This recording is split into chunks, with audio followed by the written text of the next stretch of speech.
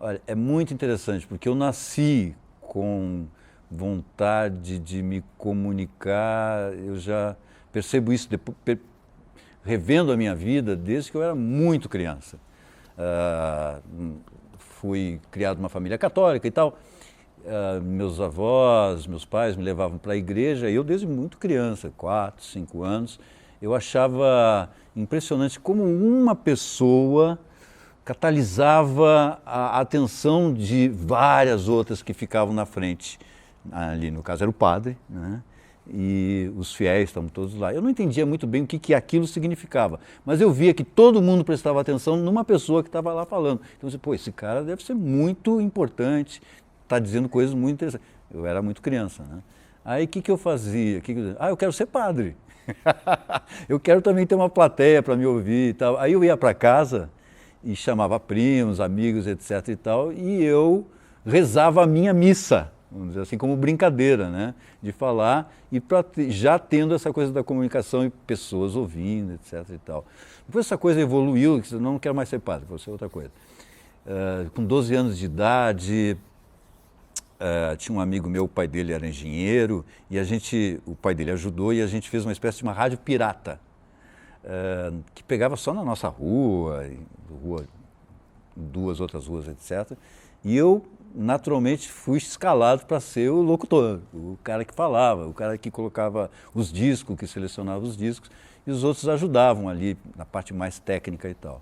Então, você percebe que isso já de alguma forma, estava comigo, né? Essa coisa da comunicação, a questão também da cultura. Isso veio com os meus pais. Minha mãe era professora, né? O meu pai viajava muito profissionalmente e tal. Ele sempre trazia novidades do mundo inteiro, trazia para mim. Eu aprendi a ler antes de ir para a escola. Então, tinha muito livro na volta. Isso é muito interessante, aliás, para todo mundo, né? É uma dica para quem quer criar criança, deixar livros na volta dela e tal. Eu fui criado assim. E a gente ouvia de tudo também em casa. A gente ouvia, meu pai gostava muito de ópera, música clássica, e minha mãe gostava de música popular. Então tinha tudo que é tipo de disco e tal. Então me formei muito com diversidade cultural, né? E fiz medicina. E não me arrependo. Eu me formei, sou médico mesmo, tenho CRM, tudo. Mas não me arrependo em nenhum momento de ter feito, não. Porque isso me fez um profissional diferente do que eu sou hoje, inclusive como jornalista. Tem que fazer um curso né, bacana e tal. Você é médico, né? Médico, né? Até hoje tem um pouco de fetiche nessa coisa de ser médico, o doutor, mesmo sem ter feito doutorado, ele é doutor.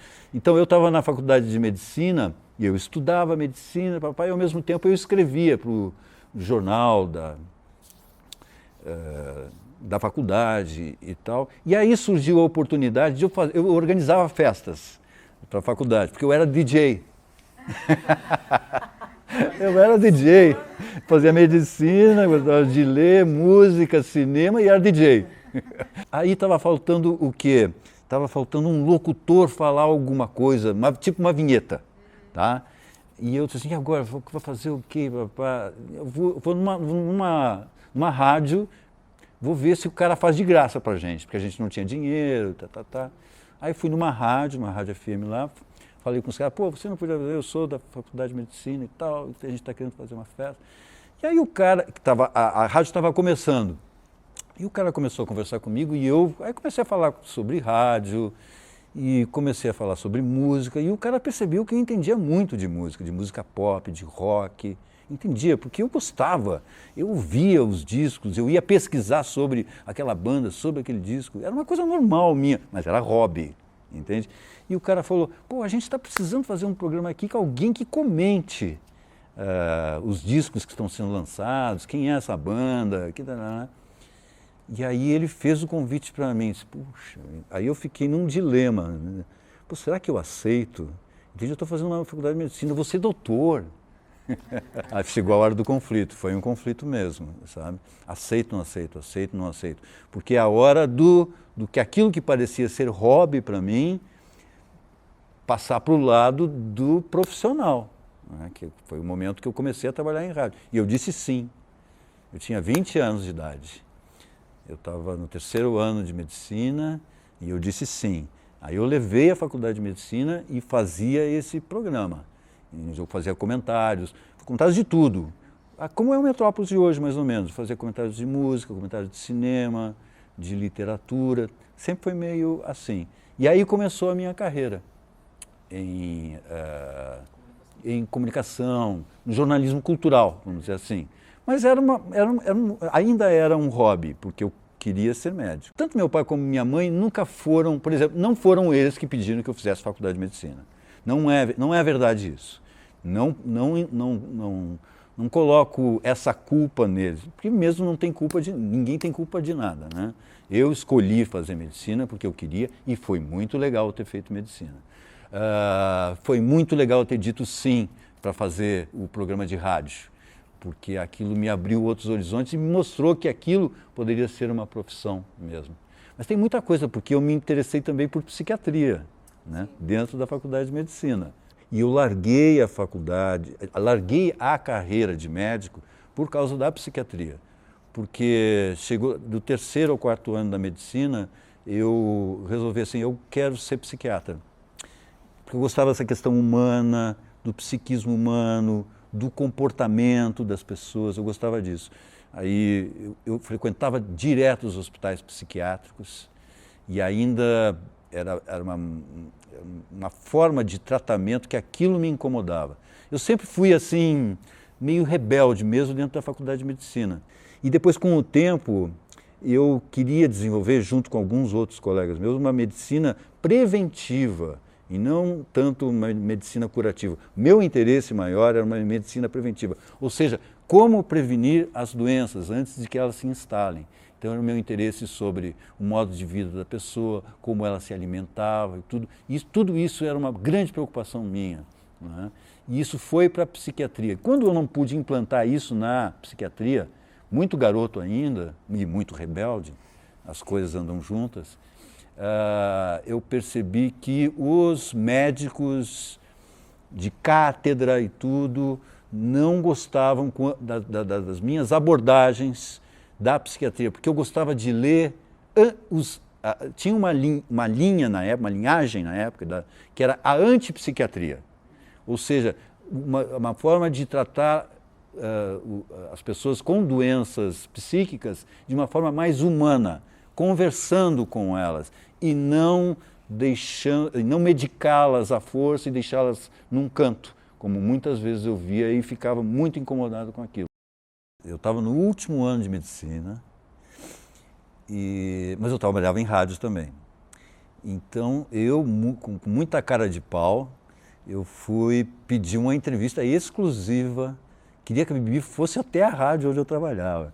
Pô, eu era muito garoto, entende? Eu tinha, na época, eu tinha uns 22 anos, 22 para 23.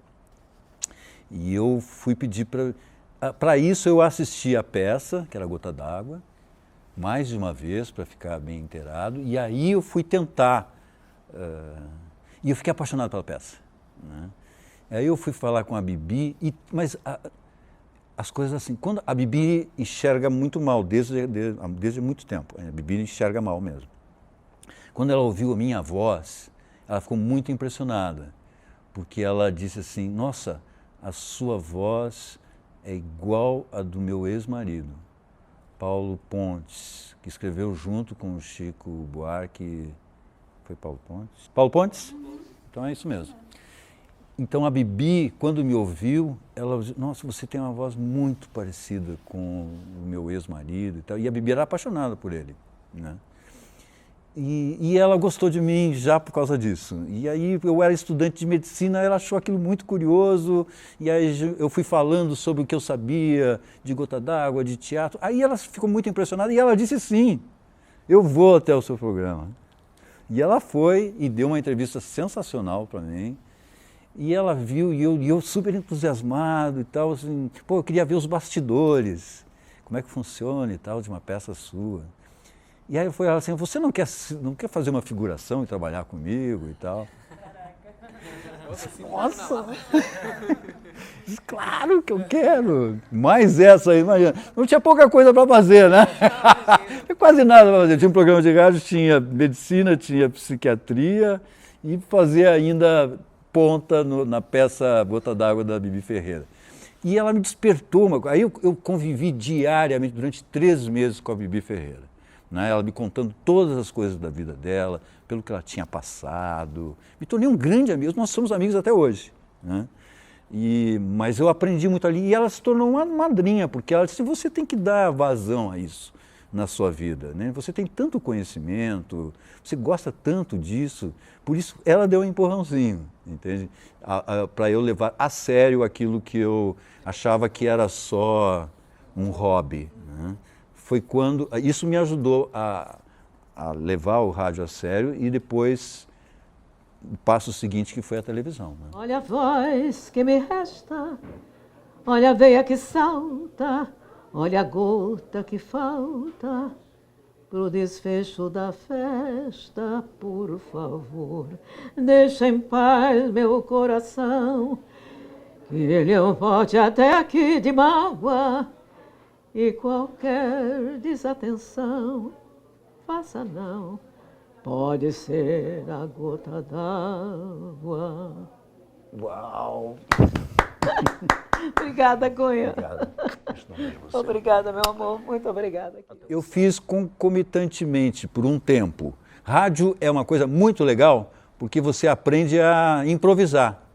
Porque rádio é assim, se a música está tocando, tem ali, está tocando a música, né? Então o cara está ouvindo e tal. Se dá algum problema técnico, a música para, o que o locutor tem que fazer? Abre o microfone e tem que improvisar. Ele tem que falar alguma coisa. Então, o que faz isso, cara? A gente tem que estar preparado para falar a qualquer momento. O que não era muito difícil para mim, porque como eu entendia muito de música, eu não só rodava música. Eu rodava música e eu sabia que música que eu estava rodando, eu sabia curiosidades sobre aquela música, porque eu estudava, entendeu? Mais uma coisa que eu estudava. Mas eu já estudava desde antes, também não era uma coisa que eu fazia. Então, quando acontecia isso, eu improvisava. Aí o dono da rádio gostava dos meus improvisos, pedia que eu improvisasse cada vez mais. Quando eu fui para a televisão, eu já era o rei do improviso. Né? Eu sabia improvisar muito. Meu primeiro teste em televisão, os caras disseram assim, você pode falar alguma coisa que você gosta de falar? Eu disse, posso. Aí eu comecei a falar sobre medicina, que era o que eu convivia, né? Mesmo sendo para a televisão. E eu comecei a falar para a câmera e não parava de falar tudo que eu acreditava sobre medicina, que é muito na contramão da medicina feita naquela época, né? Que é essa medicina preocupada com o ser humano como um total e não só preocupada com o fígado ou com o pulmão. Mas para tratar o fígado e o pulmão você tem que tratar o corpo inteiro. Uma medicina chamada holística, né? Ela é totalizante. E aí eu comecei a falar sobre isso. Aí os caras, nossa, sensacional, que legal. Além de ser um cara super comunicativo e tal, ele entende de muitas outras coisas, né?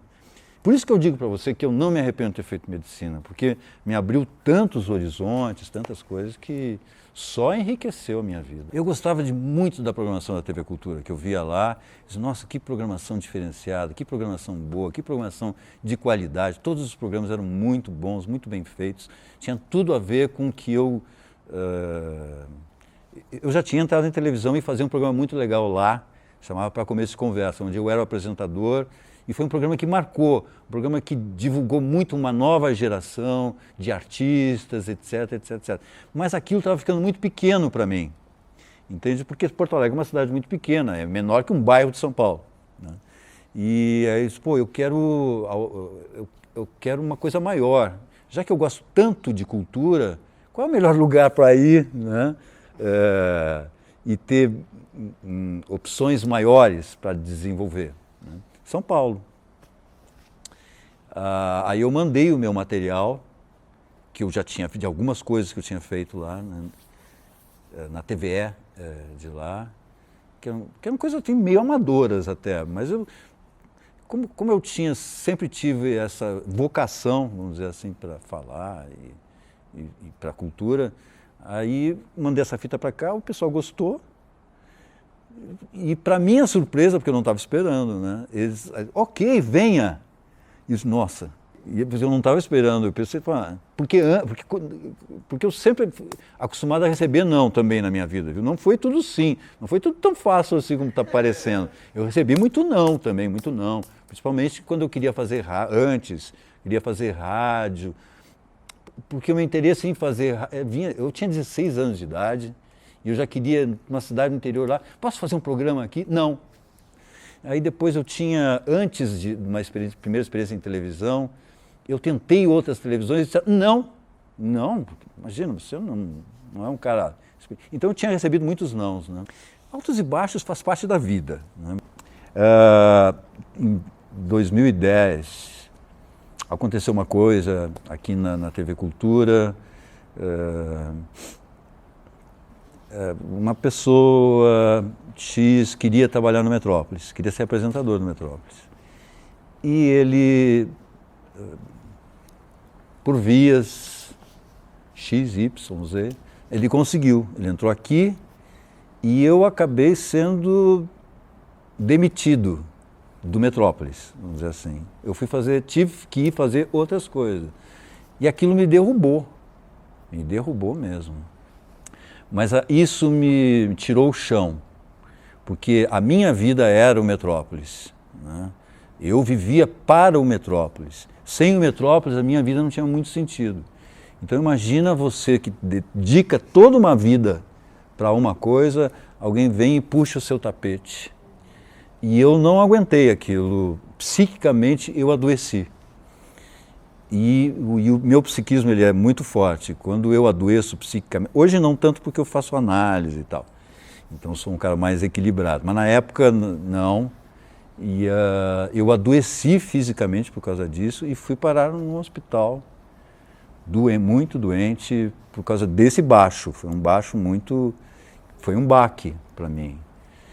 E aí eu fiquei 1 ano e meio fora do Metrópolis. Foi um período meio triste assim para mim. Eu não falo muito isso para ninguém, não. Mas estou falando para vocês agora. Aí voltou a psicanálise, porque eu tinha que lidar com aquilo, entende? Eu tinha que aprender a lidar com a perda. Eu estava sem saber lidar com a perda, né? E aquilo tinha sido uma perda muito grande para mim. Era como perder um pai e uma mãe, né? Que foi um outro baque para mim também. Então, como eu não estava sabendo lidar com as perdas, tive perdas familiares e depois o Metrópolis, e foi um baque enorme para mim. Então, aí quando eu fiquei bom, saí do hospital, aí eu fui fazer análise pessoal, para dar uma estruturada em mim. E como eu via, ao mesmo tempo, as coisas são concomitantes, ao mesmo tempo, quando eu fazia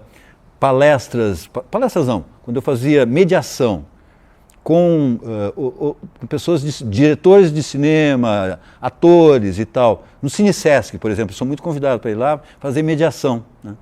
Aí sempre eu via, quando tinha um psicanalista, que as abordagens deles eram muito mais interessantes que a dos outros, entende? Abordagens mais profundas e tal. Então, como eu já estava fazendo análise, analisando como paciente não é uma palavra boa. Eu era o cara que estava deitado no divã, né? E eu percebi que os analistas eram pessoas muito interessantes, e eu já tinha o meu passado de psiquiatra, né? Aí o que eu fiz? Eu fui estudar psicanálise. São todas experiências diferentes na vida, assim, né? O Roda Viva é muito diferente de apresentar o Metrópolis. Você está numa arena ali, né? Você tem que dominar aquilo lá. É uma roda de fogo, um programa ao vivo, para o Brasil inteiro, né? É uma pressão gigantesca ali. Você está ao vivo, você está com um ponto, e você tem muitas pessoas ali que querem falar, umas querem atropelar as outras, você tem que ser um mediador, você tem que controlar aquelas pessoas. Então é um desafio diferente. Ser apresentador de um programa no formato do Roda Viva é muito desafiante. E eu fiz várias vezes, não foi só um, fiz vários programas do Roda Viva. Eu fui convidado para fazer vários. Sempre quando era área de cultura, me chamavam. E aí eu fiz vários Roda Viva e eu aprendi muito também, porque dominar uma arena com pessoas, e ali tem que dominar egos, né? Que algumas vezes tem uns convidados ali que tem um ego gigante. Acho que eles são o centro da roda, mesmo eles não estando no centro da roda, os perguntadores, né? Então você tem que dominar ali o cara. Opa, não dá porque aquele fulano lá tem uma pergunta para fazer antes de você e tal.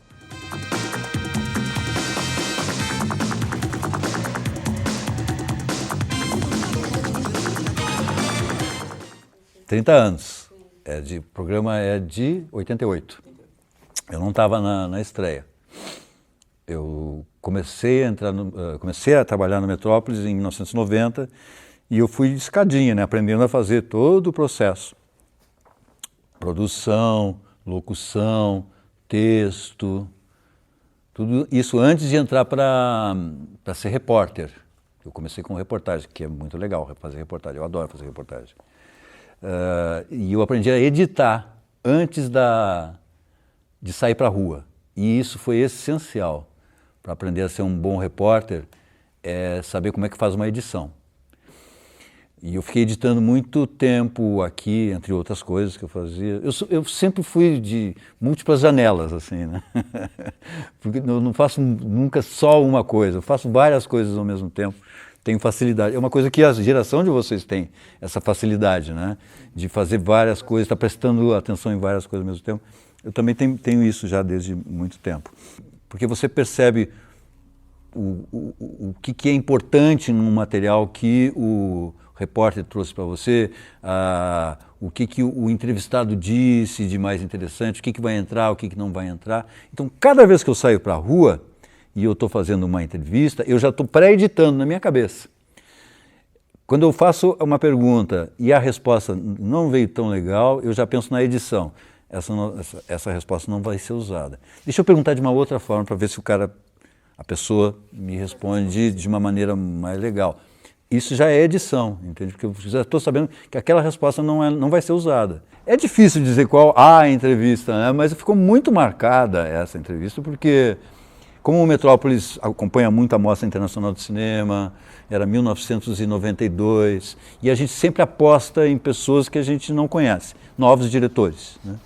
E deu o acaso de eu ter visto o filme do Tarantino, que não era ninguém conhecia, e eu gostei, O Cães de Aluguel.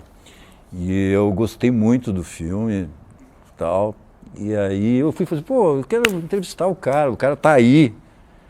O tal do Tarantino, tá aí, e vamos fazer, é um jovem diretor, está começando e eu gostei muito da linguagem dele. Tá? Aí eu fui lá, que hoje é onde é o Cinearte, lá no Conjunto Nacional. Aí eu cheguei para o assessor de imprensa, eu vim entrevistar não sabia o nome de Quentin Tarantino. Ele estava sentado na escadaria do Cinearte, cara, e ele ouviu o nome, sou eu. Imagina o Tarantino sentado na escadaria do Cinearte e dizendo que sou eu. Aí eu fui, Tarantino e tal, começamos a conversar. Aí antes de começar a gravar mesmo, como vocês montaram aqui, né? Então sempre tem isso, né? Tem um tempo de espera para começar a entrevista mesmo, que a gente fica conversando um pouco com o entrevistado, né? Aí ele começou a falar para mim das delícias de cinema que ele gosta, ele falou para mim na época, que eu me lembro, que ele adorava filmes de terror, que ele adorava filme de terror da Coreia do Sul, e eu gosto muito também de filmes de terror da Coreia do Sul. Então a gente começou muito a falar sobre essas coisas.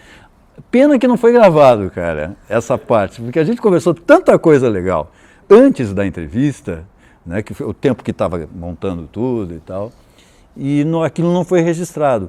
Mas depois eu fiz uma entrevista, mas uma entrevista que ficou assim, focada no filme, e que ele falando um pouco sobre o filme, etc. e tal, e pronto. Mas o antes de entrevistar tinha sido já muito legal.